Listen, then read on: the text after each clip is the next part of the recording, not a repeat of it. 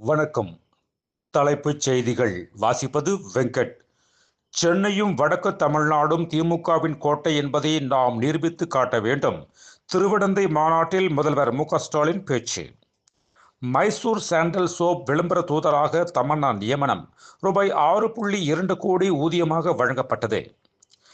இப்போது திராவிட மாடல் அரசு அமைந்து இந்த 5 ஆண்டுகளில் வரலாறு காணாத வெற்றி பாதையில் தமிழ்நாடு வெற்றி நடை போட்டுக் கொண்டிருக்கிறது.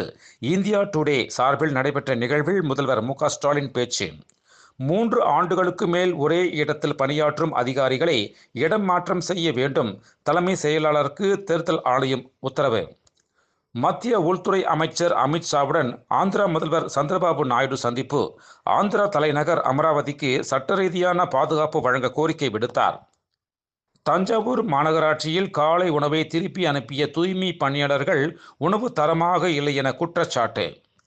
வந்தே மாதரம் தேசிய பாடலின் 6 சரணங்களும் தேசிய கீதம் ஜனகண மன பாடல் பாடுவதற்கு முன்னதாக பாடப்பட வேண்டும். மத்திய உள்துறை அமைச்சகம் உத்தரவு.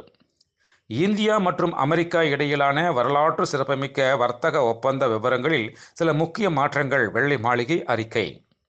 திமுக இன்னும் பேச்சுவார்த்தை குழுவை அறிவிக்காதது எங்களது தொண்டர்களுக்கிடையே மிகுந்த வேதனையை ஏற்படுத்தியுள்ளது. தமிழக காங்கிரஸ் மேலிட பொறுப்பாளர் கிறிஸ் சோடங்கர் பேட்டி. தமிழகத்தில் கூட்டணி ஆட்சி என்பதெல்லாம் ஒத்துவராது. தொலைக்காட்சி நிகழ்ச்சியில் பேசிய முதல்வர் மு.க.ஸ்டாலின் உறுதி. திண்டுக்கல் புகையிலைப்பட்டியில் நடைபெற்ற ஜல்லிக்கட்டு போட்டியில் திருமணமாகி 6 மாதமே ஆன மாடுபிடி வீரர் பாலகுரு மாடுமுட்டி உயிரிழப்பு. 33 பேர் காயம். வரும் 22ஆம் தேதி முதல் கூட்டணி கட்சிகளுடன் தொகுதி பங்கீடு பேச்சுவார்த்தை தொடங்கும். திராவிட முன்னேற்றக் கழகம் அறிவிப்பு. மேலும் விரிவான செய்திகளுக்கு அரசியல் ராஜ்யம் மின் இதழை படியுங்கள். நன்றி, வணக்கம்.